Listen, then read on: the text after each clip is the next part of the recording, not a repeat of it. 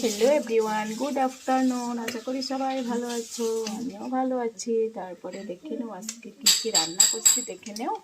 এদিকে আজকে মাছ রান্না করছি,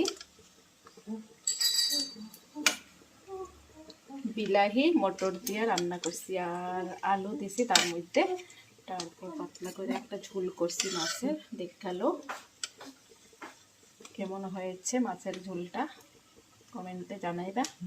আর এদিকে হয়েছে মিষ্টি কুমড় ভাজি। মিষ্টি কুমড় মিষ্টি না হইলে একদম ভালো লাগে না, তাই না? তারপর মিষ্টি কুমড়টা খুবই মিষ্টি, ভাজি করছি। আর এদিকে হইল কাঁচকলার বড়া বানাইছি। দেখালো বড়াটা,